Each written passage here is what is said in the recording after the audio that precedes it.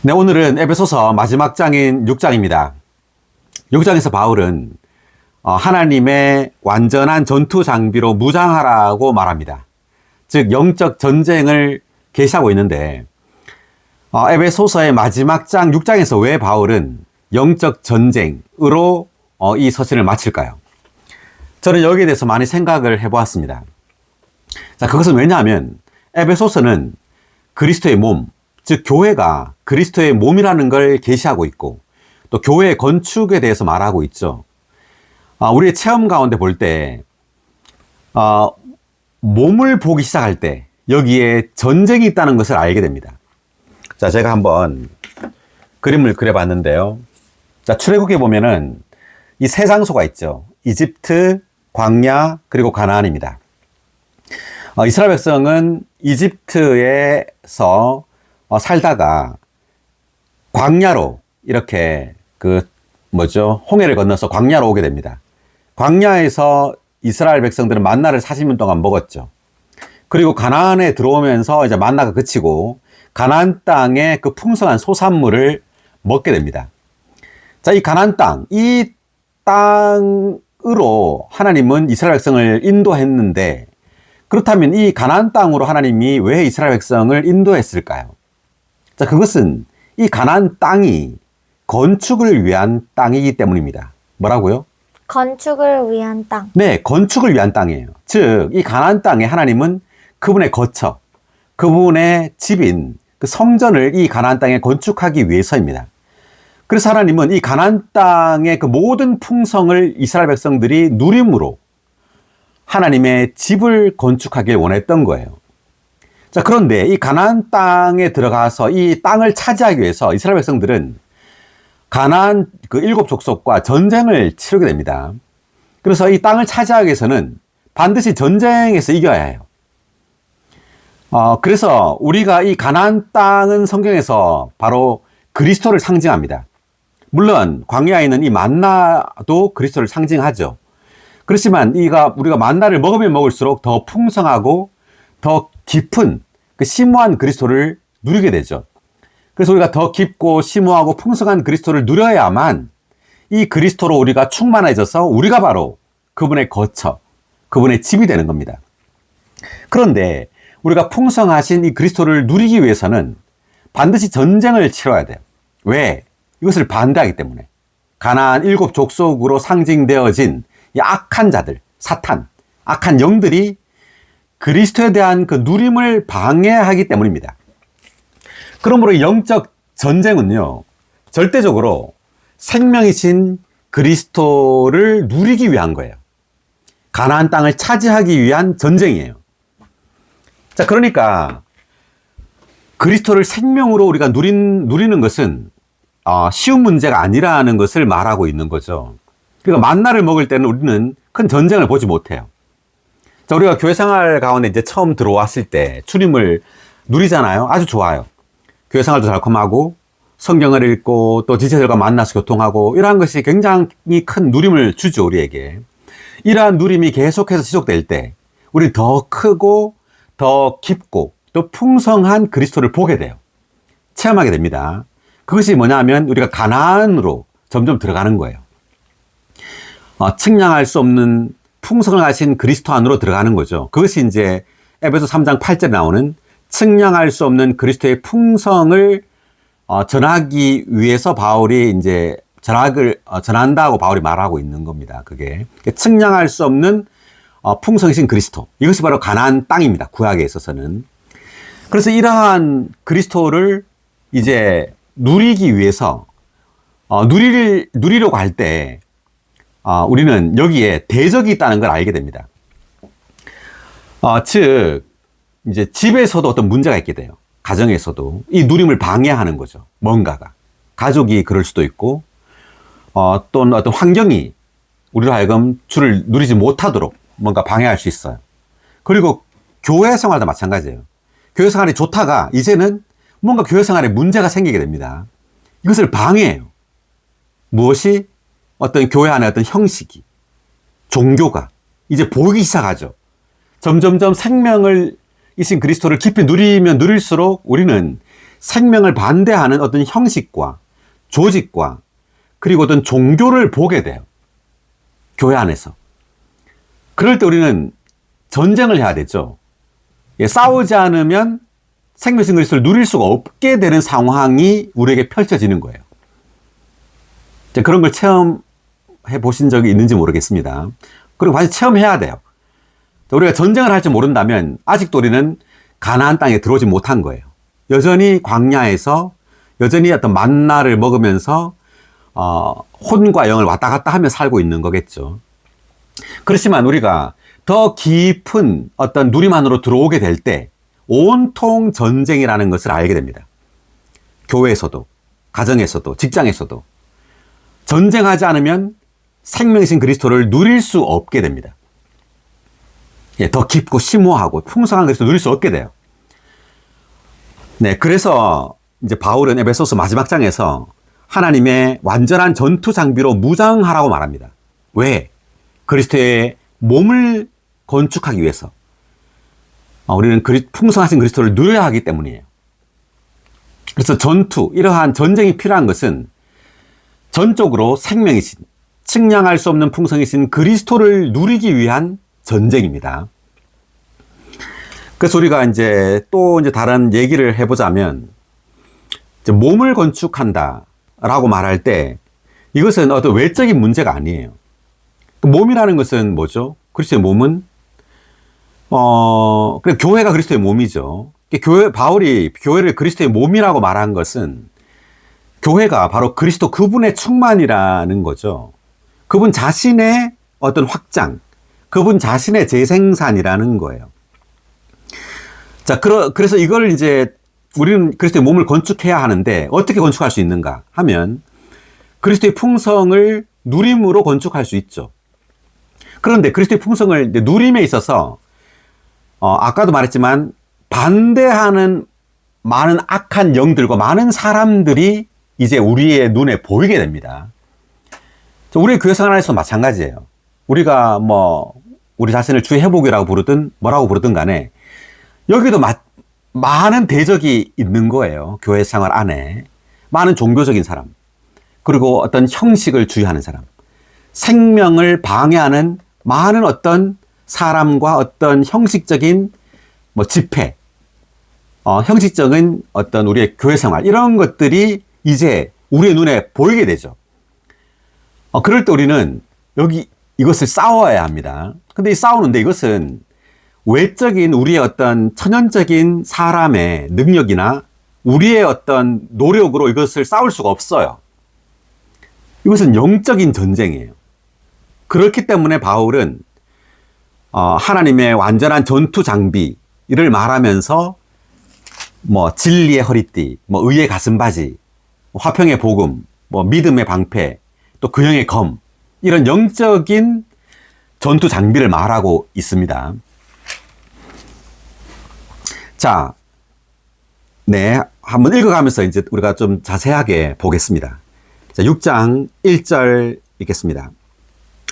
자녀들이여, 주님 안에서 여러분의 부모님께 순종하십시오. 이것이 옳은 일입니다.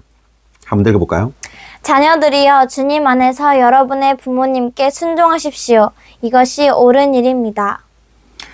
자, 6장 1절부터 지금 9절까지는 우리가 5장에서 했던 것처럼 어떤 윤리적인 관계에서 필요한 생활, 그러니까 우리의 생활 방면에서의 그런 영적인 생활을 말하고 있는 겁니다. 그래서 제가 저번 시간에 말했지만 지금 부모님께 순종하란 말은 구약의 10계명에 있죠. 10계명 중에 몇 번째인지 아세요, 혹시? 네, 5번째 계명입니다. 부모에게 순종하라는 이 계명이. 그러니까 구약의 계명을 바울은 지금 그대로 말하고 있어요. 그러면 구약의 10계명과 지금 바울이 신약에서 에베소서에서 말하는 이 부모를 순종하라는 말에 어떤 차이가 있을까요? 자, 그 차이는 구약의 그 율법은요, 자신의 어떤 능력, 자신의 힘으로 이걸 지키는 거죠. 부모를 공경하려고 노력하는 거예요. 그렇지만 신약에서 바울이 말한 이 똑같은 부모를 순종하라는 말은 우리의 노력으로, 우리의 힘으로 하란 말이 아니에요. 이것은 우리 안에 있는 그 신성한 생명에 의해서 이렇게 부모를 순종하라는 말이죠. 그것이 차이입니다. 만약 신약에 있는 이 부모에게 순종하라는 이러한 계명을, 이러한 말씀을 우리의 노력으로 지키려고 한다. 그렇다면 우리는 여전히 구약 백성이에요. 여전히 율법의 저주 아래 있는 겁니다. 율법의 저주라는 게 그런 말이죠. 우리의 노력으로 선한 일들, 10계명에는 도덕적인 계명을 지키는 겁니다. 지키려고 할 때 뭐예요, 이거? 이것이 우리에게 뭘 가져다 준다고요? 저주를 가져다 준단 말이에요. 네. 그래서 죽음을 가져다 준단 말이죠. 사람의 노력으로 이러한 도덕적인 계명을 지키려고 한다면 이것은 우리에게 죽음을 가져다 준다고 바울이 말하고 있어요. 그래서 우리는 반드시 이러한 도덕적인 이러한 계명들, 이러한 윤리적인 것들을 어떻게 해야 되죠? 우리 안에 있는 이 신성한 생명, 거룩한 생명을 사용함으로, 이 생명을 누림으로 자연스럽게 이러한 삶을 다만 살아가는 거죠. 자, 2절 너의 부모를 공경하여라 라고 하신 말씀은 다음과 같은 약속이 있는 첫째 계명입니다. 그러면 네가 잘되고 땅에서 오래 살 것이다. 자, 이 말씀 신명기 5장 16절에 있는 말씀, 구약의 이 말씀을 그대로 지금 바울이 가져왔어요.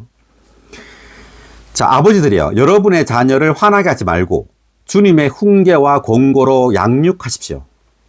자, 1절에서는 자녀들에게 하는 말이고 지금 4절에서는 아버지들에게 자녀를 화나게 하지 말란 말이죠.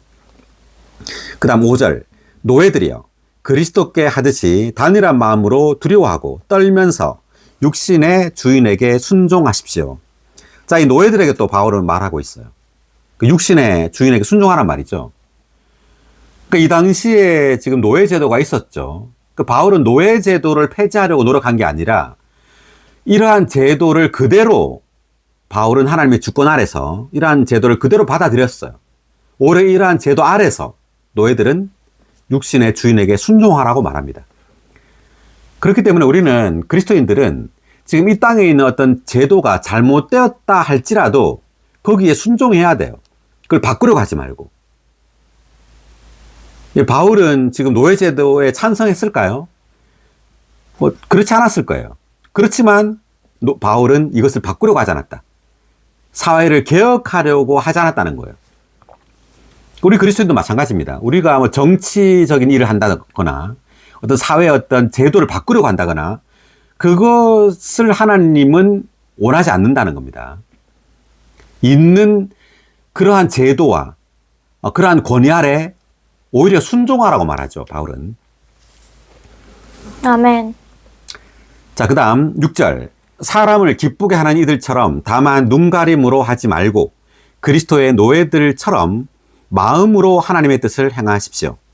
주님께 하듯이 선한 뜻으로 주인을 섬기고 사람에게 하듯이 하지 마십시오. 노예이든 자유인이든 각 사람이 무슨 선한 일을 하든지 주님께서 그대로 갚아주시리라는 것을 여러분은 알아야 합니다. 주인들이요. 자, 이제 주인들에게 하는 말이죠. 5절은 노예들한테 하는 말이고, 이제 9절부터는 주인들한테. 여러분도 노예들에게 그와 같이 대해주고 위협하지 마십시오. 노예들의 주인이자 여러분의 주인이신 분께서 하늘들에 계시며 그분은 사람을 외모로 판단하지 않으신다는 것을 알아야 합니다. 자, 9절 다시 한번 읽어볼까요? 주인들이여 여러분도 노예들에게 그와 같이 대해주고 위협하지 마십시오. 노예들의 주인이자 여러분의 주인이신 분께서 하늘들에 계시며 그분은 사람을 외모로 판단하지 않으신다는 것을 알아야 합니다. 자, 외모로 판단하지 않는다.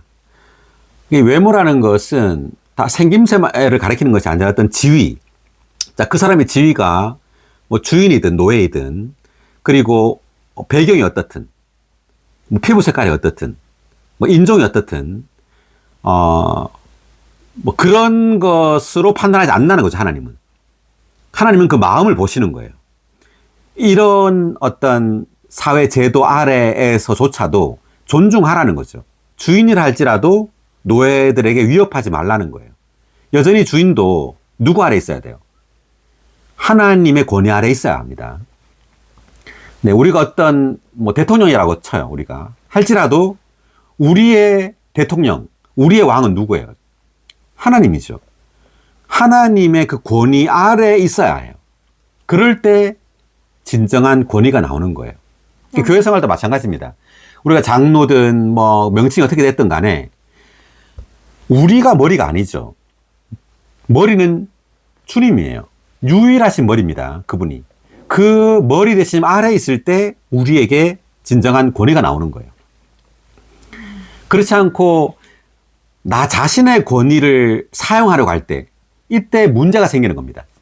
교회에 많은 문제가 생겨요. 이것 때문에. 자신이 하나님의 머리의 권위를 취하는 거죠.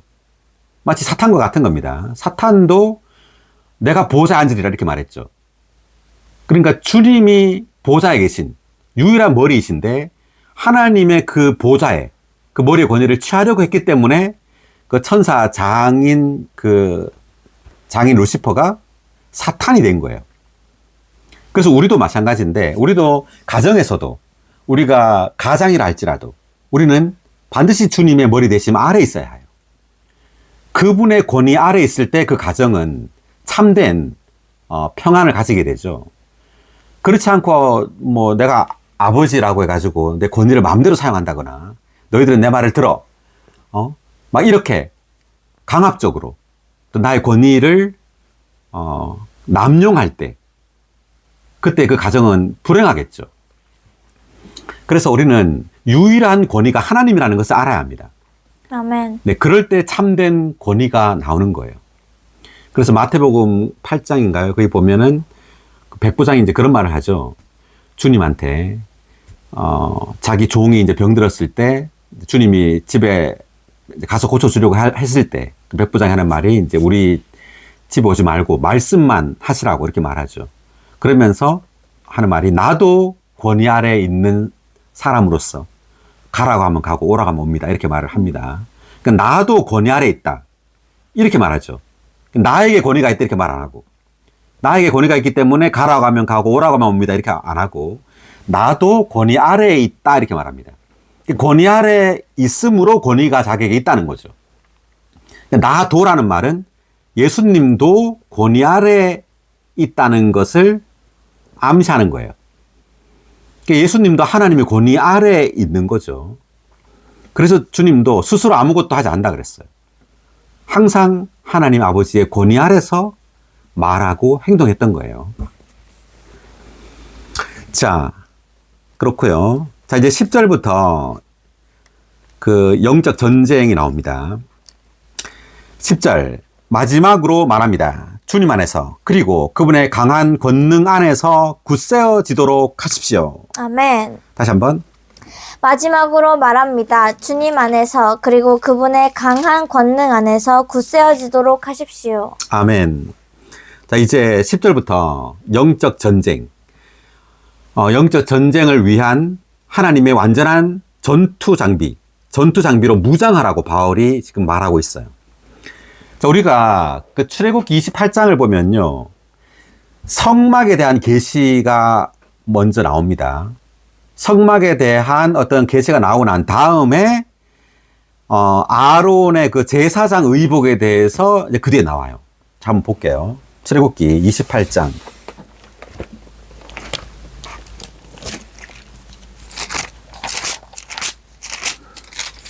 자, 28장 1, 2절 한번 읽어볼까요? 그리고 너는 이스라엘 자손 가운데서 너의 형 아론과 그의 아들들 곧 나답과 아비후와 엘르아살과 이다말을 너에게 가까이 오게 하여 제사장으로서 나를 섬기게 하여라. 너는 내 형 아론을 위해 거룩한 의복을 만들어 그를 영광스럽고 아름답게 하여라. 네, 그러니까 이제 지금 28장이죠. 어디죠? 20몇 장이에요. 출애굽기 지금 25장부터 해가지고 성막에 대한 어떤 이상을 말해주고 있습니다. 성막의 어떤 재료와 모형에 대해서 25장부터 말하고 27장까지 이제 계시하고 난 다음에 28장에 이제 제사장 의복에 대해서 말하고 있어요. 자, 이것은 성막은 바로 교회, 그리스도의 몸을 상징합니다. 하나님의 집인 교회를 상징해요. 교회에 대한 계시를 보고 난 다음에 제사장 의복, 즉 성막을 건축하기 위해서 우리는 제사장 의복을 입어야 된다는 거죠. 이것이 바로 에베소 6장에서 나온 이제 교회에 대한 계시를 말하고 난 다음에 하나님의 완전한 전투 장비를 입어야 된다는 말이에요. 그럴 때 우리는 몸을 건축할 수 있고 몸으로 건축되어질 수 있어요. 여기 각주를 한번 보겠습니다. 1의 2번 각주. 출애굽기에 있는 신성한 기록의 순서에서 제사장 체계는 성막 다음에 언급된다. 제사장 체계와 성막은 예표에서 한 실체인데 이것은 하나님께 구속받은 사람들로 이루어진 영적인 집과 거룩한 제사장 체계인 교회를 상징한다. 네. 그러니까 제사장 체계는 성막 다음에 언급된다 이렇게 말했죠. 그래서 25장부터 27장까지 성막에 대한 계시가 나오고 그 다음 28장부터 해서 제사장 체계. 그래서 먼저 제사장 의복에 대하여 이제 뭐 에봇, 판결 가슴바지, 뭐 우리가 둔빔, 겉옷, 뭐 이러한 그 의복에 대한 계시가 28장에서 계시되고 있어요. 자, 그래서 계속 읽어볼까요? 그 다음. 성막이 제사장 체계보다 먼저 언급된 것은 믿는 이들이 동역하는 단체적인 제사장 체계로서 하나님을 섬기기 위해서는 하나님의 거처로 건축될 필요가 있다는 것을 강조하는 것이다. 네. 자, 그래서 여기 성막과 제사장 체계가 사실은 한 실체다. 이겁니다. 그러니까 성막은 이제 물질적인 어떤 건물인데 사실 이것은 제사장 체계인 체계와 같은 한 실체예요. 그러니까 성막도 이스라엘 백성을 상징하는 거고요. 그 교회를 상징하는 거예요. 그리고 제사장 의복도 교회를 상징한다는 거예요. 이 의복도. 자, 그런데 우리가 그래서 어쨌든 교회로 우리가 건축되어지기 위해서는 반드시 제사장 의복을 입어야 된다. 즉 그리스도로 옷 입어야 된다 이 말이에요. 자, 베드로전서 2장 5절 한번 더 보겠습니다. 베드로전서 2장 5절. 그러면 여러분 자신도 살아있는 돌들로서 영적인 집으로 건축되어 예수 그리스도를 통하여 하나님께서 기쁘게 받으실 영적인 희생 제물을 드리는 거룩한 제사장 체계가 됩니다. 여기도 이제 나오죠. 영적인 집으로 건축되어 라고 말하고 난 다음에 영적인 희생 제물을 드리는 거룩한 제사장 체계가 됩니다. 그러니까 영적인 집과 제사장 체계를 하나로 본 겁니다. 하나. 영적인 집도 믿는 이들이고 교회고 제사장 체계도 교회예요. 자, 그리고 또 하나를 보겠습니다. 느헤미야 4장 17, 18절.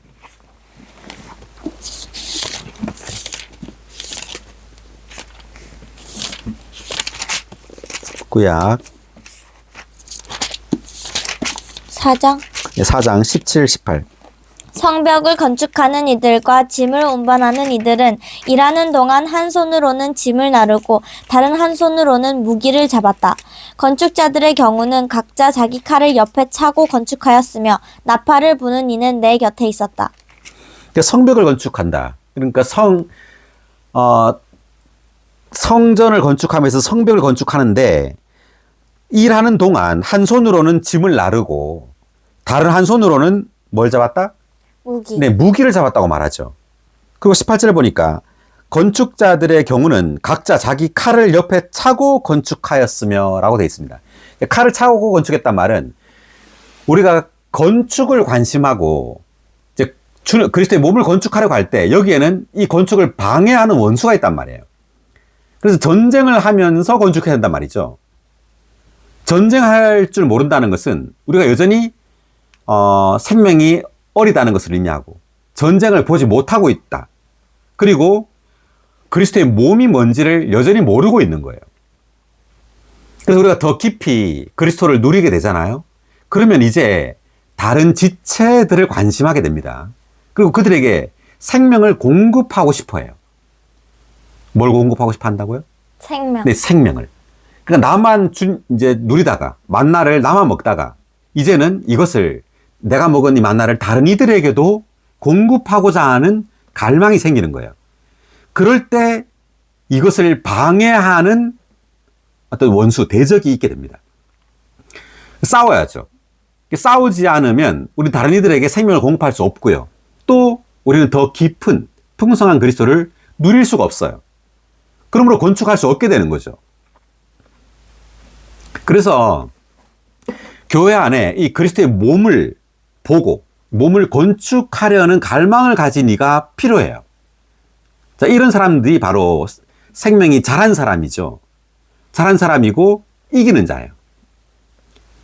그러니까 주님은 그래서 이런 강한 자를 주님은 원하는 겁니다. 몸을 건축하기 위해서.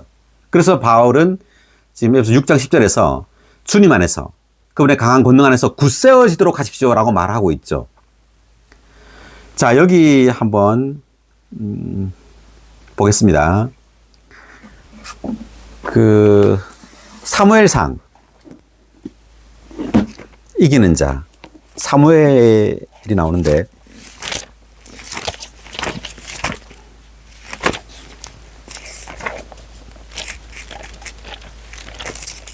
자, 사무엘상 1장에 보면 한나의 기도가 나와요. 1장 일단 6절부터 읽어볼까요? 사무엘상? 사무엘기상 1장 6절.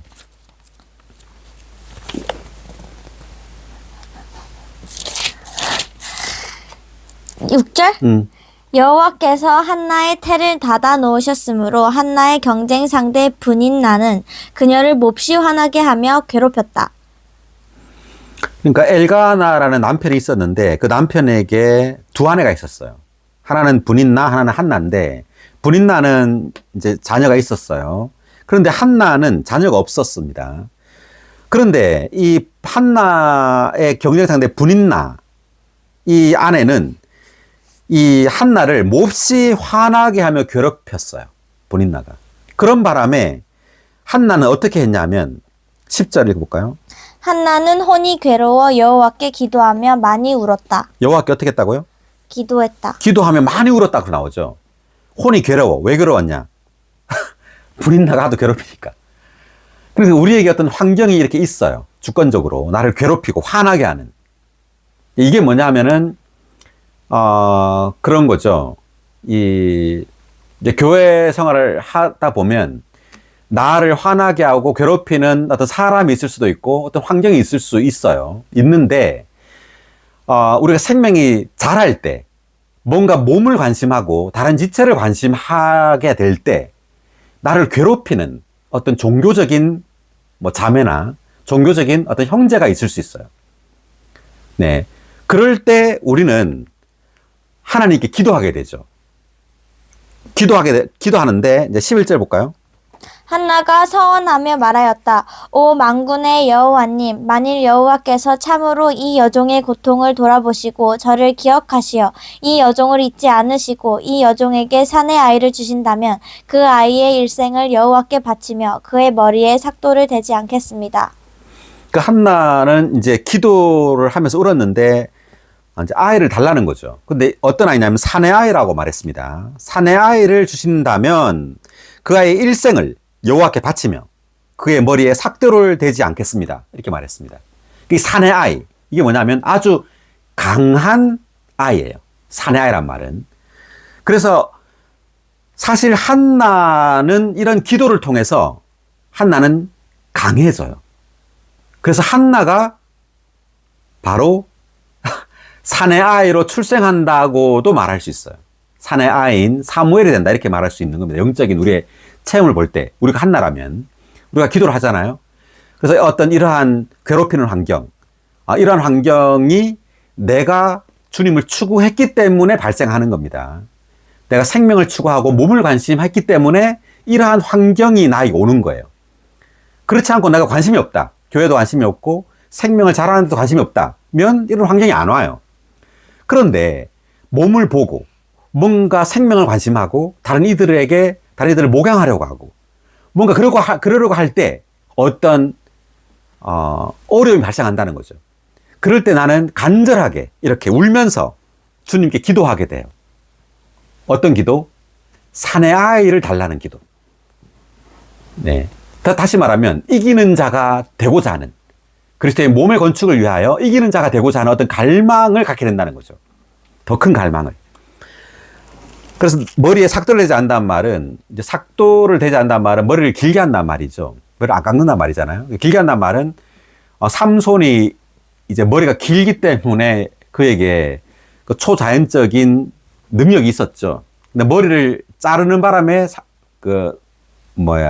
삼손은 힘이 없어졌죠. 그래서 머리가 길단 말은 내가 머리가 아니다라는 뜻이에요.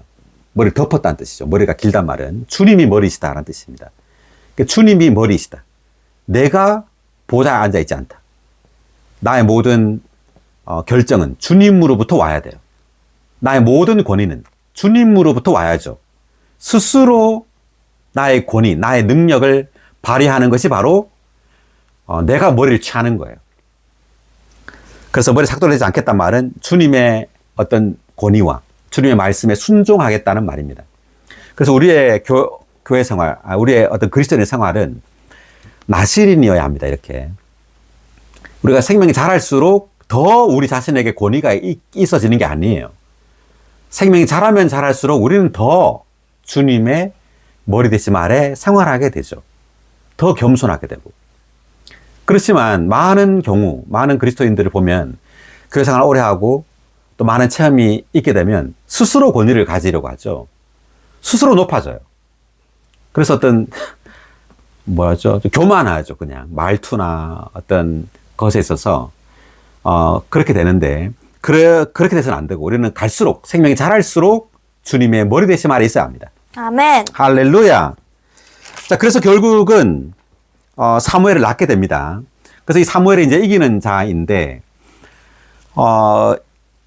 하나 더 보면요. 요한계시록 12장입니다. 12장? 네, 12장 2절. 1절, 2절 볼까요? 12장 1절, 2절. 하늘에 큰 표징이 보였습니다. 해를 옷으로 입은 한 여자가 있었는데 발 바로 밑에는 달이 있고 머리 위에는 12별의 면류관이 있었습니다. 네, 이게 이제 우주적으로 빛나는 여자입니다. 이 여자가 누구인가? 간단하게 말해서 이 여자는 하나님의 백성 총체를 가리켜요. 성경에서 여자는 믿는 이들을 가리킵니다. 그러니까 약한 존재, 하나님을 의지하는, 그러니까 하나님이 유일한 남자이고 믿는 이들은 다 여자예요. 남자이신 하나님을 의지하는 존재예요. 근데 이 여자가 해를 옷으로 입었어요. 자, 이것은 신약의 믿는 이들을 가리킵니다. 나중에 우리가 자세히 보겠지만, 그리고 달이 있다. 이것은 구약 시대, 어떤 율법 시대의 율법 시대의 구약의 백성들을 가리키고요. 그 다음에 12별의 면류관, 이것은 족장 시대를 가리켜요. 그러니까 예를 들어 이제 창세기 보면 요셉이 꿈을 꾸잖아요. 해와 달과 11별의 꿈을 꾸죠. 그래서 11별이 자기에게 절하는 꿈을 형들에게 말했다가 이제 형들에게 미움을 사서 팔려가고 그래서 결국은 그 꿈대로 이루어지죠. 요셉은 이루어져서 이집트의 총리가 됩니다. 그래서 결국 정말 꿈대로 그 형들이 다 절을 하게 되죠. 요셉에게. 자, 그래서 어쨌든 요셉의 꿈에서 이 해는 그 아버지를 가리키고, 요셉의 아버지, 그리고 다른 어머니를 가리키고 11별은 그 형제들을 가리키잖아요. 그런 것처럼 이 해를 옷으로 입은 이 빛나는 우주적인 여자는 하나님의 백성 총체를 상징하는 거예요. 자, 그런데 이 여자에게서 2절 읽어볼까요? 계시록. 그 여자는 아이를 임신하여 해산의 진통을 겪으면서 해산하려고 고통 가운데 부르짖었습니다. 자, 그 여자는 아이를 임신했죠. 근데 이 아이가 누굴까? 도대체. 자, 이 아이가 임신해가지고 해산하려고 고통 가운데 부르짖었습니다. 이렇게 말하고 있어요. 자, 이것을 우리가 사무엘상 아까 읽었던 한나의 그 기도와 이게 상응한다고 볼 수 있습니다. 한나가 부르짖었죠. 여호와께. 부르짖었더니 사내 아이를 주셨죠. 그 사내 아이가 누구였어요? 사무엘을 주신 겁니다. 그 사무엘을 통해서 사실은 이 사사시대가 왕국 시대로 전환을 해요. 그 왕국이 온단 말이에요. 사무엘을 통해서. 그러니까 이기는 자를 통해서 하나님은 왕국을 가지고 오려고 하는 겁니다. 우리를 통해서. 우리가 이기는 자가 돼야 되겠죠. 우리가 사내 아이가 돼야 됩니다. 강한 부분이에요. 그러니까 여자는 모든 믿는 이들을 상징한다면 이 여자 속에 있는 사내 아이는 바로 믿는 이들 중에서도 강한 이들을 가리켜요. 생명이 성숙한 사내 아이를 가리키는 거죠. 자, 5절 계속 읽어보죠. 요한계시록 12장 5절. 그 여자가 아들 곧 쇠막대기로 모든 민족을 다스릴 사내 아이를 낳았으며 그 아이는 하나님과 하나님의 보좌로 이끌려 올라갔습니다. 자, 여기 이제 사내 아이를 낳았죠. 사내 아이. 그래서 여자로부터 나왔죠. 그래서 이 사내 아이도 믿는 이들이에요. 믿는 이들 중에 강한 믿는 이들이죠. 이들이 사내 아이예요. 자, 이 사내 아이로 인해서 왕국이 오는 겁니다. 여기 5의 1번 각주 읽어볼까요? 성경에서 여자는 비교적 약한 이를 상징하고 남자는 비교적 강한 이를 상징한다. 따라서 여기에 있는 사내 아이는 하나님의 백성 중 더 강한 부분을 상징한다. 사내 아이가 쇠막대기로 모든 민족을 다스린다는 것은 요한계시록 2장 26절부터 27절까지에 언급된 대로 사내 아이가 이기는 이들로 구성되어 있다는 것을 가리킨다. 그러니까 여자는 믿는 이들 중에서 약한 이, 그리고 이 사내 아이, 남자는 강한 이를 상징하죠. 그래서 요한계시록 2장에 있는 이 이기는 이들이 바로 이 사내 아이입니다. 그래서 하나님은 사내 아이가 필요합니다. 지금 에베소서 6장에서 하나님의 완전한 전투 장비로 무장한 아주 강한 이들이 필요해요. 자, 이들은 몸을 관심해요. 몸을 건축하길 원하고. 그래서 그리스도, 생명이신 그리스도를 다른 이들에게 공급함으로 몸을 건축하는 거죠. 자, 다시 한번 돌아와서 에베소서 6장 지금 11절 다시 한번 읽어볼까요? 마귀의 계략에 대항해 설 수 있도록 하나님께서 주신 완전한 전투 장비로 무장하십시오. 아멘. 네, 하나님께서 주신 완전한 전투 장비로 무장하십시오. 아멘. 예, 하나님께서 주신 완전한 전투 장비. 자, 이 장비가 뭐냐면 한마디로 말하면 그리스도입니다. 그리스도예요. 그러니까 우리가 아까 출애굽기 읽었지만 제사장 의복이 나오잖아요. 다 그리스도를 상징하는 어떤 부분들입니다. 이것이 여기에 나온 뭐 진리, 뭐 의의 가슴바지, 화평의 복음, 믿음의 방패, 전부 그 영, 전부 그리스도예요. 우리는 그리스도로 조성됨으로 하나님의 완전한 전투 장비로 무장되는 겁니다. 아멘. 자, 그 다음 12절. 우리의 싸움은 피와 살이 있는 사람들에게 대항하는 것이 아니라 통치자들과 권세자들과 이 어둠의 세상 지배자들과 하늘들의 영역에 있는 악한 영적인 세력들에게 대항하는 것입니다. 아멘. 그러니까 우리가 지금 전쟁을 하잖아요. 이게 영적 전쟁이에요. 그러니까 이것은 물질적인 영역에서 발생하지만 그 본질은 보이지 않는 사탄과 하나님과의 전쟁입니다. 그렇기 때문에 우리는 영적인 무기로 조성돼야 돼요. 장비돼야 됩니다. 어떤 물질적인 무기가 아니라. 그러니까 우리의 천연적인 능력, 우리의 천연적인 어떤 지혜, 아무 쓸모가 없어요. 왜? 이것은 영적 전쟁이기 때문에. 반드시 우리는 영적인 무기로 무장돼야 합니다. 아멘. 네, 그래서 우리가 생명이 자라면 자랄수록요, 우리가 이것이 영적이라는 것을 알게 돼요. 그러니까 보이지 않는 것을 보게 돼요. 많은 사람은 물질적으로 우리 눈에 보이는 것밖에 못 보죠. 예를 들어 어떤 사람이 영적인 말을 하고 교회에 어떤 열심이고 많은 봉사를 하고, 그러면 이 사람이 무슨 말을 하든 어떤 실행을 하든 다 옳다고 생각해요. 그런 게 아니죠. 그런 게 아닐 수 있다는 걸 알아야 합니다. 외적으로 성경적이고 영적이고 어떤 교회 어떤 봉사를 열심히 한다고 해서 이것이 다 맞는 것이 아니에요. 많은 사람은 겉으로 보기에 그것이 영적이기 때문에 옳다고 생각하지만 우리는 반드시 영적인 눈을 가져야 합니다. 생명이 자랄수록 우리는 보게 돼요. 아, 그렇다 할지라도 이것은 천연적인 거구나 하는 걸 알게 됩니다. 천연적이고 천연적인 열심이라는 것을 알게 돼요. 그래서 그러한 사람이 교회에서 어떤 봉사를 하고 교회에 많은 일을 하면 할수록 교회는 더 문제가 생겨요. 왜? 그 사람은 참된 생명을 죽이기 때문에 그래요. 네, 참된 생명, 참된 하나님의 생명, 그 영적인 어떤 흐름을 오히려 이 사람은 방해하게 됩니다. 그래서 우리는 사내아이가 필요합니다. 사내아이. 정말 생명이 자라서 정말 생명이 뭔지를 아는 사람. 정말 영과 혼을 분리할 수 있는 사람. 정말 하늘에 속한 것과 땅에 속한 것을 분별할 수 있는 그런 어떤 영적인 감각을 가지고 있는 사내아이가 필요해요. 그렇지 않으면 교회에는 많은 일이 있지만, 많은 활동이 있지만, 뭐 복음 전파도 하고, 또 하여튼 많은 어떤 활동이 있어요.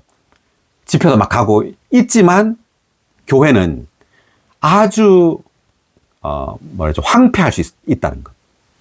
아무 생명이 없을 수 있다는 걸 알아야 합니다. 아멘.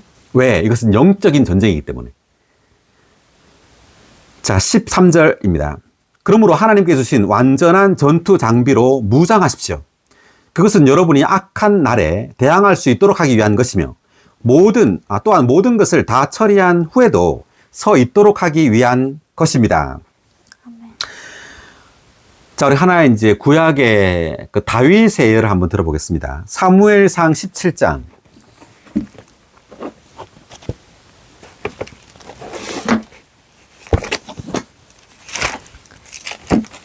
47절. 다윗과 골리앗의 싸움인데요. 그리하여 이 온 회중이 잠깐만요. 45절 먼저 읽어볼까요? 그러자 다윗이 그 블레셋 사람에게 말하였다. 너는 칼과 창과 단창을 들고 나에게 오지만 나는 내가 모욕한 이스라엘 군대의 하나님 만군의 여호와의 이름으로 너에게 간다. 그 블레셋 사람이 이제 골리앗입니다. 이제 골리앗인데 블레셋과 이스라엘의 전쟁이 이제 발생했죠. 자, 그때 블레셋에 있는 이 골리앗, 아주 거인인 골리앗이 나왔습니다. 그럴 때 나이 어린 이 다윗이 나와서 이런 말을 한 겁니다. 그 골리앗한테. 너는 칼과 창과 단창을 들고 나에게 오지만 나는 네가 모욕한 이스라엘 군대의 하나님 만군의 여호와의 이름으로 너에게 간다. 지금 놀라운 말을 했죠. 자, 그러면서 47절 한번 읽어볼까요? 그리하여 이 온 회중이 여호와께서 칼이나 창으로 구원하지 않으신다는 것을 알게 될 것이다. 왜냐하면 전쟁은 여호와께 속한 것이고 그분께서 너를 우리의 손에 넘겨주실 것이기 때문이다. 여호와께서 칼과 창으로 구원하지 않으신다는 것을 알게 될 것이다. 이렇게 말했죠. 이제 칼과 창으로 구원하지 않는다. 자, 이것을 여기 에베소서 방금 읽은 거 적용해 보면 피와 살, 어떤 육체의 능력으로 전쟁하지 않는다는 거예요. 뭘로? 만군의 여호와의 이름으로 너희 간다. 이렇게 말하죠. 그 전쟁은 뭐예요? 여호와께 속한 것이고 그분께서 너를 우리의 손에 넘겨주실 것이기 때문이다. 하고는 다윗이 무엇을 들고 갔죠? 칼과 창이 아닌? 자, 읽어볼게요. 49절. 다윗이 자기 자루에 손을 넣어 돌 하나를 꺼내어 무림매로 던져 블레셋 사람의 이마를 맞췄다. 그러자 돌이 골리앗의 이마에 박혀 그가 얼굴을 땅에 박고 고꾸라졌다. 돌을 던졌죠, 다윗이. 그 칼과 창이 아니라 돌로 이긴 거예요. 그러니까 돌을 던졌는데 이마에 박혀버렸죠. 골리앗이 죽었습니다. 이 돌, 자, 이 돌이 저는 바로 그리스도를 상징한다고 저는 생각해요. 칼과 창에 반대되는 여호와 이름으로 간다 그래 놓고는 돌을 사용했잖아요. 그러니까 이 돌은 그 베드로전서 2장 4, 5절에 보면 살아있는 돌이신 그리스도라고 나옵니다. 살아있는 돌이신 그리스도. 그리스도가 바로 돌이에요.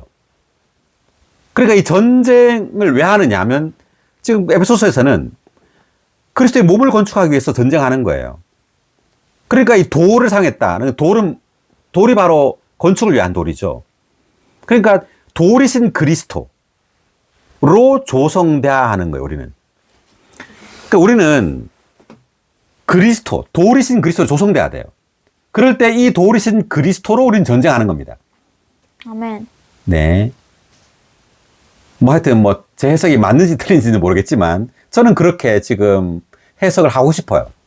이 돌이 바로 살아있는 돌이신 그리스도를 상징한다. 그래서 우리의 혈과 육으로 싸우는 것이 아니라 뭐죠? 하나님의 완전한 전투 장비이신 바로 돌이신 그리스도로 싸운다는 거죠. 그래서 우리는 매일매일 이 돌이신 그리스도를 누려야 합니다. 아멘. 그래서 우리는 아주 견고해질 거예요. 우리는 흙에서 돌로 변화되는 거죠. 돌로 변한다는 말은 이제 건축을 위한 돌이기도 하고 또 아주 단단해진단 말이에요. 우리는 아주 강해지고 단단해져요. 자, 그래서 우리가 이제 다윗 얘기를 봤고요. 자, 그 다음 14절 한번 읽어 주시겠어요? 에베소서. 그런즉 서서 진리를 여러분의 허리띠로 두르고 의의 가슴바지를 착용하고. 그러니까 그런즉 서서 진리를 여러분의 허리띠로 두르고 의의 가슴바지를 착용하고. 이제부터 이제 14절부터 하나의 완전 전투 장비를 언급하고 있습니다. 이제 먼저 진리를 말했고요. 그러니까 진리는 그 헬라어로 reality, 실제라는 의미를 가지고 있어요. 그러니까 우리가 하나님의 어떤 말씀이 우리에게 실제로 조성되고 실제로 우리에게 들어와야 됩니다. 그래서 우리는 실제이신 그리스도를 누려야 돼요. 실제이신 그리스도를 누릴 때 이것이 우리를 강화시켜줘요. 뭔가 이 일 하나님이 위하여 일을 할 수 있도록. 이게 허리띠죠. 그리고 의의 가슴바지. 근데 의라는 것은 우리가 실제이신 그리스도로 조성될 때 우리의 어떤 생활에 있어서 의신 그리스도를 산단 말이에요. 그래서 우리의 어떤 말과 행동과 모든 표현이 의롭단 말이죠. 의신 그리스도를 표현하는 거예요.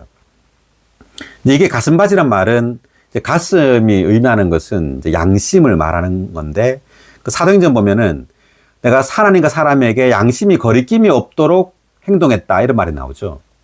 그러니까 우리가 양심이 거리낌이 없도록 행동한다는 것은 의신 그리스도를 우리가 매일매일 산다는 것을 의미합니다. 자, 그리고 이제 15절 보니까 화평의 복음의 견고한 기초를 신발로 삼아 발에 신고. 화평의 복음의 견고한 기초. 우리가 복음을 말할 때 이것은 어떤 말씀을 전파한다고 말할 때도 복음을 전파한다고 말을 하죠. 그래서 우리의 생활은 다만 내가 생활에 있어서 말과 행동에 있어서 우리는 의식 그리스도를 살 뿐 아니라 실제로 복음을 전파하는 삶을 살아야 돼요. 사람들에게. 그 로마서 10장 15절을 볼까요?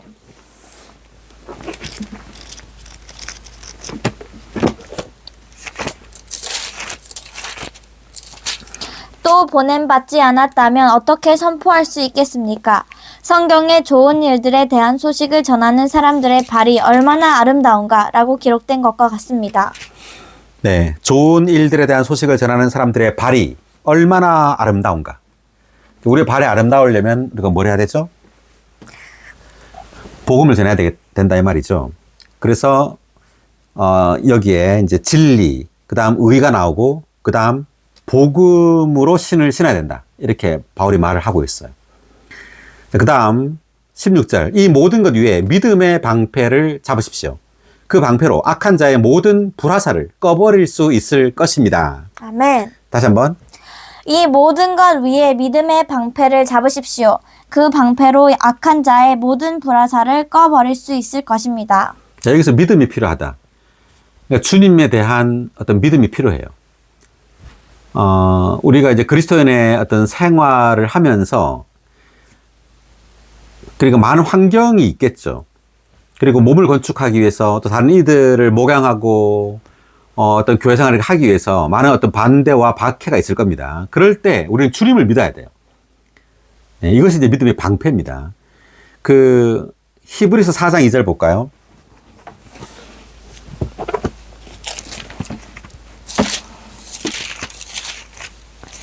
우리도 또한 그들과 마찬가지로 복음을 전해 들었습니다. 그런데 그들이 들은 말씀을 들은 그들의 믿음과 결합되지 않았기 때문에 그들에게 유익이 되지 못하였습니다.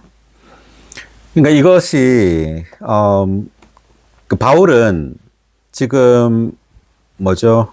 이제 구약의 어떤 예를 들면서 신약에 이것을 적용하고 있는데, 히브리서에서 우리도 그들과 마찬가지로 복음을 전해 들었다 이렇게 말하죠. 그런데 그들이 들은 이 말씀, 이 복음이 말씀을 들은 그들의 믿음과 결합되지 않았다 이렇게 말을 해요. 그러니까 우리가 말씀을 읽고 이렇게 듣잖아요. 들을 때 우리의 믿음과 결합돼야 된단 말이에요. 다시 말하면 말씀을 믿어야 된단 말이죠. 주님의 말씀을 믿고 이러한 말씀을 따라 살려고 해야 된단 말이에요. 근데 어떤 사람들은 다만 말씀을 듣기만 하고 그런 마음이 없을 수 있어요.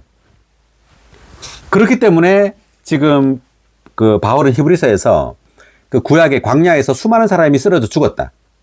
이거예요. 왜?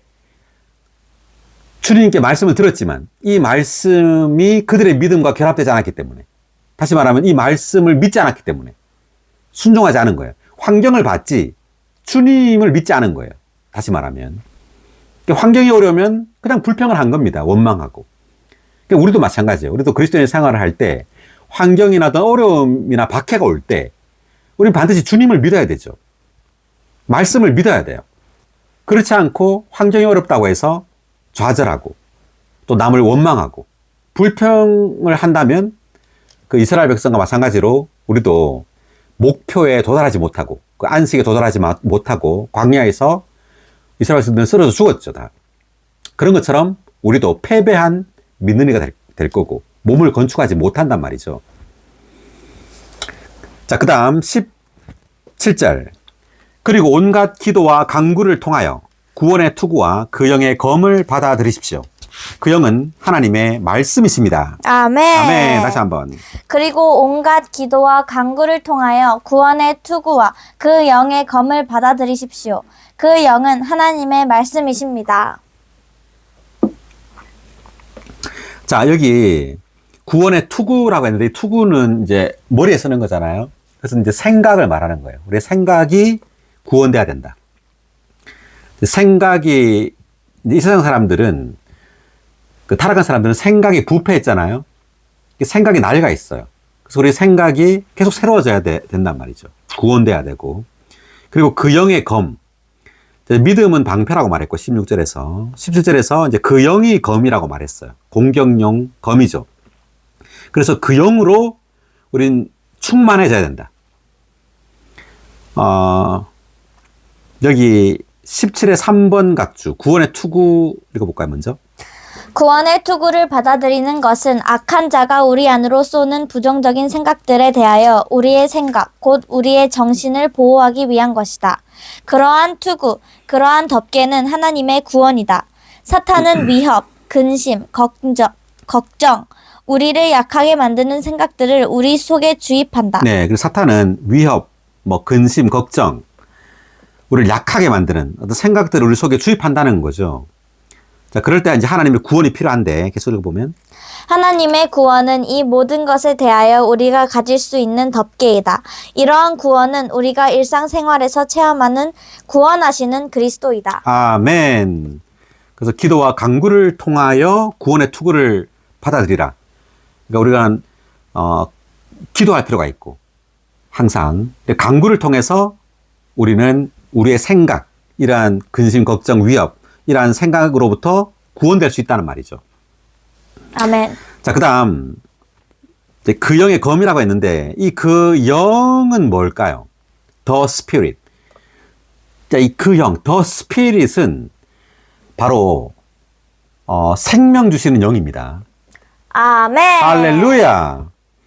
그러니까 우리가 그림을 여러 번 그렸었는데 하나님은 과정을 거쳤죠.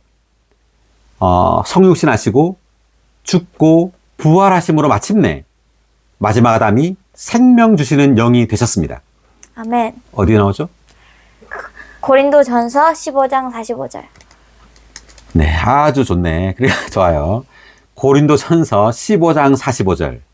이 구절은 굉장히 중요한 구절입니다. 주님은 부활을 통하여 이제 육체에서 영으로 변형되신 거예요. 그 형체가. 이제 생명을 줄 수 있는 영이 된 겁니다. 이것이 바로 그 영이에요. The Spirit. 그 영을 받아들임으로 이것이 사탄과 악한 자를 죽이는 검이 된다는 거죠. 그런데 이 검인 그 영이 하나님의 말씀이라고 말하고 있어요. 자, 그 영은 하나님의 말씀이십니다 라고 말하죠. 자, 몇 구절 한번 찾아보겠습니다. 요한복음 6장 63절. 생명을 주시는 분은 그 영이십니다. 육체는 무익합니다. 내가 여러분에게 한 말이 영이요 생명입니다. 그래, 생명을 주는 것은 그 영이다. 내가 여러분에게 한 말이 영이요 생명이다. 그러니까 지금 요한복음 6장에서 주님은 내 살을 먹고 내 피를 마시라고 이렇게 말하기 때문에 그들이 못 알아듣는 거예요. 제자들도 이 말씀 어렵다 이렇게 말하죠. 그래서 주님은 내가 여러분에게 이런 말은 영이고 생명이다 이렇게 말합니다. 그 말은 주님은 죽고 부활하여 이제 영이 된단 말이에요. 생명을 주는 영이 된다는 거죠. 이 영이 생명을 주는 것이다. 실제로 주님의 살과 피를 먹고 마시라는 말은 이런 물질적인 주님의 살과 피를 먹고 마시라는 말이 아니라 주님은 죽고 부활하여 이제 영이 된단 말이죠. 그 영, The Spirit, Life-giving Spirit, 생명 주시는 영이 된단 말이에요. 그 영이 바로 생명이란 말이에요. 그것을 먹고 마시라는 말입니다. 그리고 또 한면으로는 여기 나온 것처럼 하나님의 그 말씀이 또한 영이에요. 내가 여러분에게 이런 말이 영이요 생명이라 이렇게 말하죠. 그러므로 우리는 하나님의 이런 말씀, 성경 말씀을 대할 때 이것이 다만 흑백 문자가 아니라 영이라는 걸 알아야 합니다. 비밀하죠. 그래서 우린 기도와 간구가 필요해요. 이러한 문자로 된 말씀이 이제 로고스인데 이 로고스를 레마로 바꿔야 돼요. 어떻게? 기도와 간구를 통해서 말씀을 기도로 읽는 거예요. 예를 들어서 그 영은 하나님의 말씀이십니다. 아멘. 오 주여 그 영은 하나님의 말씀이십니다. 오 그 영은 하나님의 말씀이십니다. 이렇게 우리 깊은 존재 안에 들어가서 우리의 영을 사용함으로 이 말씀을 기도로 먹을 때 이 말씀은 즉시 로고스에서 레마로 바뀌어요. 영으로 바뀌는 겁니다. 그럴 때 이 영이 바로 우리의 생명이 되는 거예요. 아멘. 할렐루야. 자, 그래서 그 영이 하나님의 말씀이라고 말했고, 자, 여기 17절 17절에 5번 각주 읽고 있습니다. 그 영과 말씀은 그리스도이다. 그 영이시며 말씀이신 그리스도는 우리에게 원수를 패배시키고 죽이는 공격 무기인 검을 주신다. 아멘. 그 영과 말씀은 그리스도이다 이렇게 나왔죠. 그래서 그 영이시며 말씀이신 그리스도는 우리에게 원수를 패배시키고 죽이는 공격 무기인 검을 주신다. 아멘. 할렐루야. 바로 이 검이 그 영이고 그리스도입니다. 자, 그리고 17의 6번 각주, 말씀에 대한 각주. 어떤 상황에서 그 영께서 그 순간에 말씀해 주시는 즉각적인 말씀이다. 검과 그 영과 말씀은 하나이다. 성경 안에 항상 있는 말씀이 즉각적인 말씀이 될 때 이 즉각적인 말씀은 그 영이며 그 영은 검으로서 원수를 죽이신다. 네, 그러니까 아까 제가 말한 항상 있는 말씀 로고스고 즉각적인 말씀이 레마죠. 그래서 즉각적인 말씀이 그 영이다라는 말이죠. 이 그 영이 또한 검이고 이 검으로 원수는 패배당한다. 죽임을 당한다는 말입니다. 자, 한 구절 더 보면 그 하나님의 말씀이 칼, 검이라는 말씀이 히브리서 4장 12절 나옵니다. 왜냐하면 하나님의 말씀은 살아있고 효력이 있으며 양날이 선 어떤 칼보다 더 날카로워서 혼과 영 그리고 관절과 골수까지 찔러 쪼개고 심지어 마음의 생각과 의도도 분별해낼 수 있기 때문입니다. 할렐루야. 하나님의 말씀은 살아있고 효력이 있으며 양날이 선 어떤 칼보다 더 날카로워서 이렇게 말하죠. 뭐가 하나님의 말씀이. 그래서 이 날카로운 이 하나님의 말씀이 어떤 역할을 하느냐면 혼과 영 그리고 관절과 골수까지 찔러 쪼개고 심지어 마음의 생각과 의도도 분별해 낸다고 말합니다. 그러니까 우리에게 하나님의 말씀이 많이 조성되고 하나님의 말씀이 우리에게 살아있는 말씀으로 들어올 때 이 말씀은 우리의 혼과 영을 쪼개요. 다시 말하면 무엇이 혼인지 무엇이 영인지를 분명하게 알게 된단 말이에요. 그리고 관절과 골수, 이 관절이 혼이라고 말할 수 있고 영이 골수라고 말할 수 있죠. 그러니까 골수가 관절 안에 있는 거 아니에요? 그죠? 제가 그림을 그려볼까요?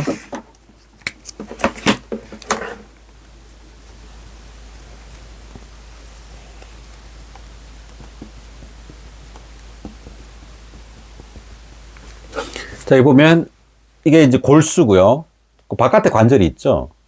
관절 속에 이제 골수가 있는데 여기서 혼과 영 그리고 관절 골수라고 했기 때문에 이걸 이제 혼이라고 보고 이것을 영이라고 이렇게 비유하면 되겠죠.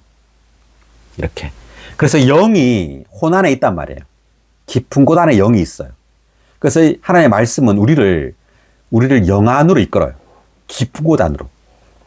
네, 그래서 우리로 하여금 영에 속한 것이 무엇인지를 분명히 알게 해요. 네, 그래서 많은 어떤 그리스도인들은 영과 혼을 분별을 못하죠. 잘. 반드시 분별해야 합니다. 그러니까 외적으로 영적이고 성경적이고 그렇다고 해가지고 다 영에 속한 것이 아니에요. 그것이 혼적일 수 있다는 걸 알아야 합니다. 찬송을 할 때도 우리가 혼 안에서 부를 수가 있어요. 그렇지만 우리는 깊은 곳, 영 안에서 불러야 합니다. 이것을 분별할 수 있어야 돼요. 다만 혼의 즐거움으로 부를 수 있겠죠. 그래서는 안 된다는 거예요. 예, 많은 세상적인 음악과 섞일 수 있는 거죠. 혼적으로, 혼의 즐거움으로. 오늘날 많은 기독교가 그렇잖아요. 찬송을 할 때도 아주 혼 안에서 부르죠. 막 어떤 세상적인 어떤 음악을 교회 안에 가지고 와서 그런 것으로 찬송을 막 하죠. 네, 그렇지만 그렇게 해서는 안 되고 반드시 이러한 거룩한 찬송을 부를 때 영 안에서 이것을 불러야 됩니다. 아멘. 네, 그렇지 않을 때 하여튼 그렇고요. 그래서 심지어 마음의 생각과 의도도 분별해낸다. 그러니까 우리는 우리의 생각과 마음도 잘 분별하지 못할 수가 있어요. 그렇지만 우리 하나님의 말씀이 우리 안에 살아있는 말씀으로, 영으로, 레마로 이렇게 들어올 때 우리는 우리의 마음의 생각과 의도 또는 다른 사람의 마음의 그 생각과 의도까지도 분별할 수 있다는 거죠. 아멘. 자, 그렇습니다. 17절 읽었습니다. 그 영은 하나님의 말씀이십니다. 아멘. 그 다음 18절. 항상 영 안에서 기도하십시오. 이것을 위하여 힘을 다해 늘 깨어있으며 모든 성도들을 두고 간구하십시오. 아멘. 다시 한번. 항상 영 안에서 기도하십시오. 이것을 위하여 힘을 다해 늘 깨어 있으며 모든 성도들을 두고 간구하십시오. 항상 영 안에서 기도하십시오. 이 말은 뭐냐면은 우리가 어떤 어려움이나 그리고 그 박해나 그런 환경 속에서도 낙심하지 말고 좌절하지 말고 우리는 깊은 곳 안에 있는 우리의 주님, 영이신 주님 안에서 주님을 믿고 주님을 신뢰하란 말이에요. 그래서 영 안에서 주님과 하나 되어 기도하란 말입니다. 그래서 이것을 위하여 힘을 다해 늘 깨어 있으며 그리고 모든 성도들을 두고 간구하십시오. 그래서 그래서 우리는 몸을 관심해야 되겠죠. 다른 지체를 관심해야 합니다. 네. 이제 그럴 때 우리는 성도들을 두고 간구하고 기도하게 되겠죠. 19절. 자, 또한 내가 입을 열 때에 나에게 말씀을 주시어 담대하게 복음의 비밀을 알릴 수 있도록 나를 위해서 간구해 주십시오. 자, 복음의 비밀을 알릴 수 있도록. 그리고 복음의 비밀이라는 것이 이제 그리스도와 교회에 대한 어떤 진리예요. 이러한 진리를 알릴 수 있도록 바울을 위해서 기도해 달라는 말이죠. 그 다음 20절. 내가 이 복음의 비밀을 위하여 쇠사슬에 묶인 대사가 되었습니다. 쇠사슬에 묶인 대사라는 것이 이 당시에 에베소서 쓸 때 바울은 그 이제 로마 감옥에 있었죠. 그래서 로마 감옥에서 이러한 편지, 서신을 썼기 때문에 쇠사슬에 묶인 대사, 그러니까 그리스도의 대사란 말이죠. 대사가 되었단 말이에요. 자, 이 복음의 비밀 안에서 내가 마땅히 해야 할 말을 담대히 할 수 있도록 이것을 위해서 간구해 주십시오. 그러니까 마땅히 해야 할 말, 이것은 뭘까요? 그러니까 감옥에서 풀려나도록 기도해 달라는 것이 아니라 바울이 이러한 감옥에서도 이러한 열악한 환경에서도 박해받는 환경에서도 담대하게 마땅히 해야 할 말, 이 복음의 비밀을 담대히 말할 수 있도록 기도해 달란 말이죠. 그 다음 21절. 사랑하는 형제이자 주님 안에서 신실한 사역자인 두기고가 나의 사정, 곧 내가 무엇을 하고 있는지를 여러분이 알도록 여러분에게 모든 것을 알려줄 것입니다. 자, 두기고 나왔는데요. 사랑하는 형제죠. 그리고 주님 안에 신실한 사역자라고 말했습니다. 그러니까 형제이자 사역자인데, 그러니까 두기고라는 이름이 여러 군데 나옵니다. 그러니까 사도행전 20장 4절에도 한번 볼까요? 사도행전 20장 4절. 그러니까 바울의 제 3차 사역 여행에도 같이 갔어요. 20장. 20장 4절.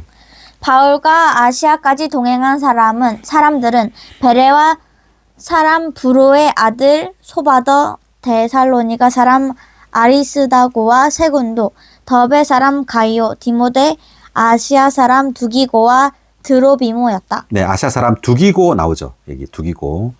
그러니까 바울과 함께 동행했습니다. 두기고가. 또 한 구절 보겠습니다. 골로새서 4장 7절.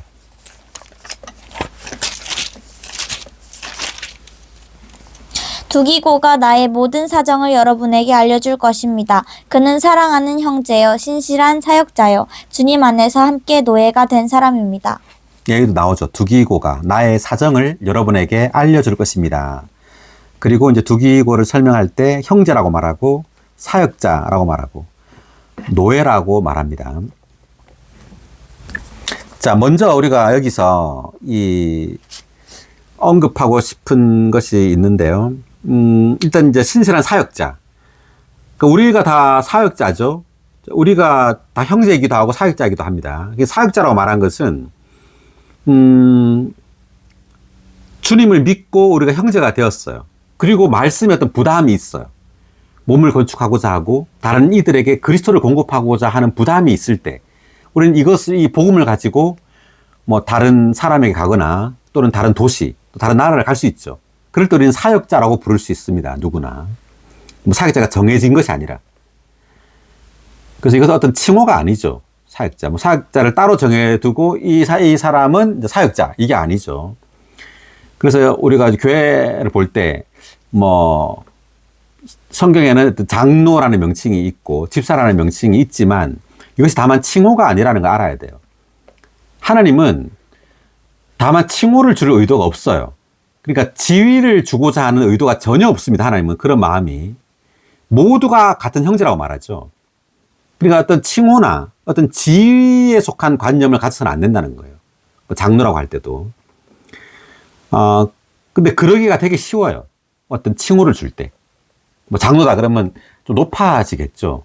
천연적인 사람, 타락한 사람은. 그래서 예를 들어 뭐 우리 교회 안에 뭐 동력자, 뭐 이런 칭호, 그러니까 있다면 이러한 칭호를 좋아할 수가 있다는 거죠. 예. 사실상 이런 칭호를 주는 것은 좋지 않다고 생각해요. 저는. 왜냐하면 사람은 쉽게 지위의 어떤 관념을 가지게 되기 때문에. 그래서 그런 사람을 높이게 되죠. 그래서 어떤 뭐 동역자, 무리. 그러면 뭔가 높다. 이런 관념을 가지기가 쉬워요.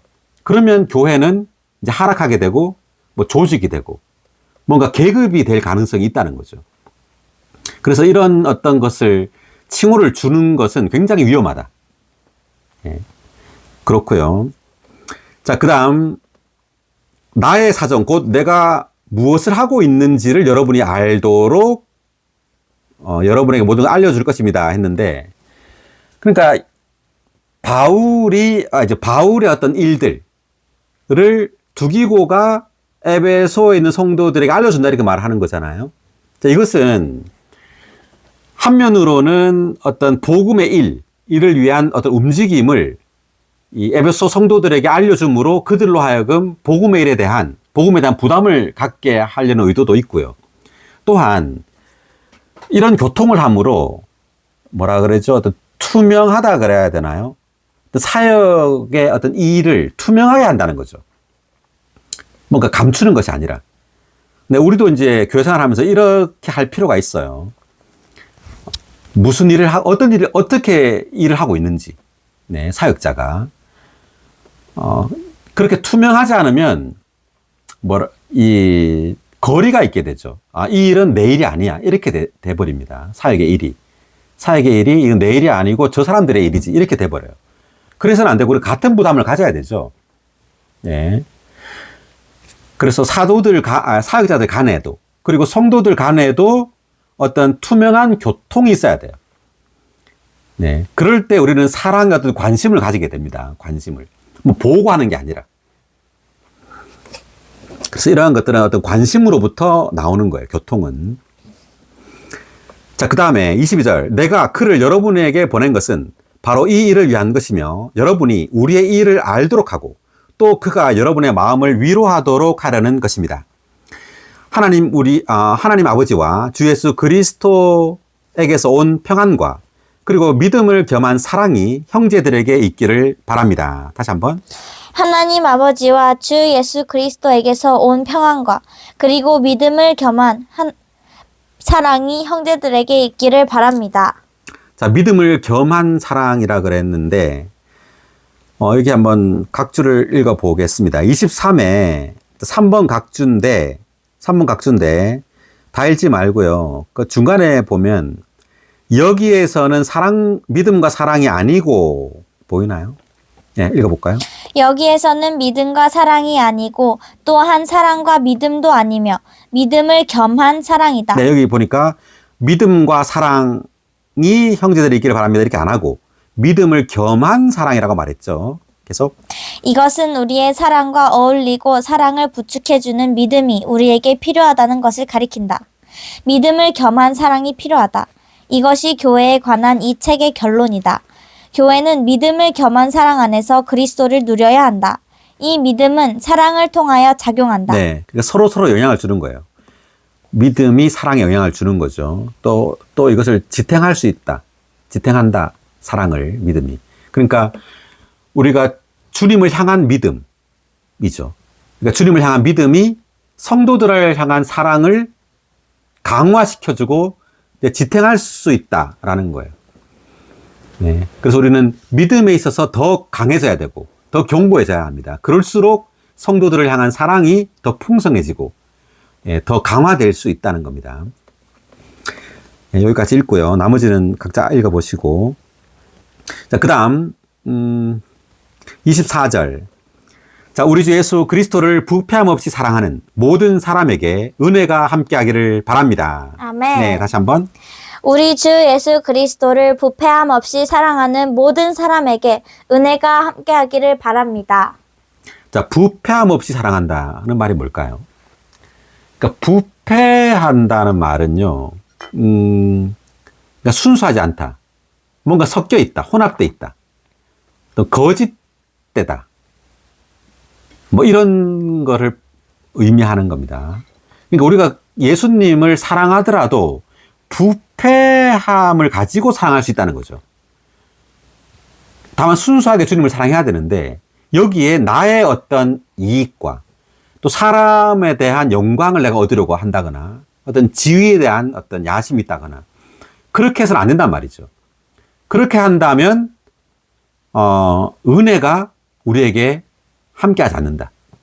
주님의 그 신성한 생명이 우리에게 흘러오지 않는다. 누리지 못한다는 말이에요. 순수하지 않다면. 주님을 향한 그 사랑이. 그래서 그러니까 많은 어떤 그리스도인들은 외적으로 어떤 것을 성취하려고 하고 사람의 영광을 구하려고 할 수 있어요. 어떤 지위에 대한 욕심이 있을 수 있고 어떤 칭호, 아까도 말했지만 칭호에 대한 뭐 장로, 동력자 뭐 이런 칭호 있죠. 이런 것을 얻으려고 하고 놓지 않으려고 하고 또 말씀을 전하려고 하고 또 말씀을 뭐 하여튼 그렇게 함으로 사람으로부터 영광을 계속 얻으려고 한다는 거죠. 그래서 그 자리에서 내려오지 않으려고 하고 이런 것들이 교회를 아주 어렵게 만들고 건축되지 못하게 해요. 이런 부패한 사랑이. 그래서 지금 에베소서잖아요. 그래서 에베소 그 계시록 보면 에베소 교회의 문제가 뭐였죠? 에베소 계시록 2장 4절 볼까요?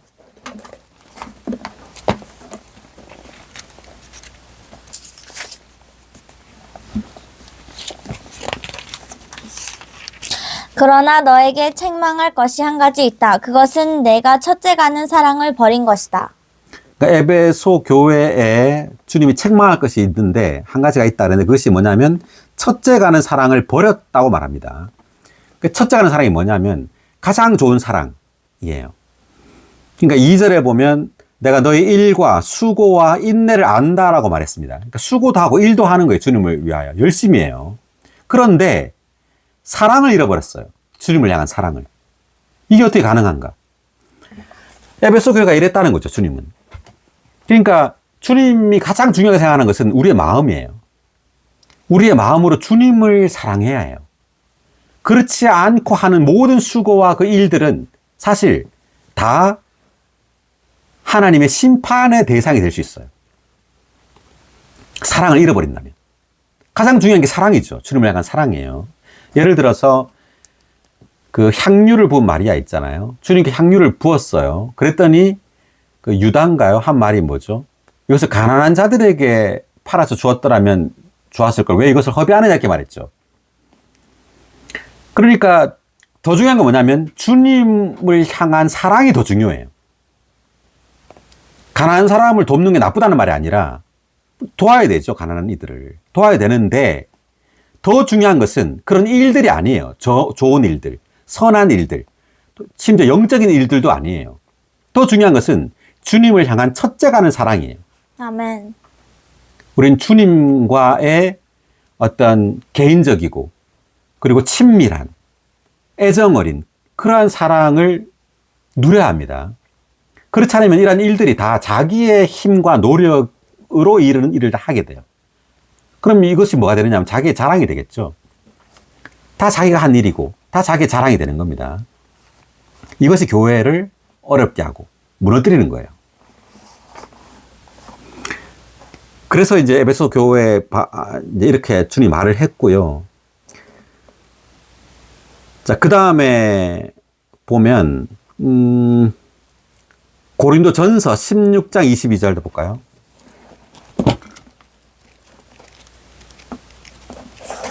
(16장) 16장 22절.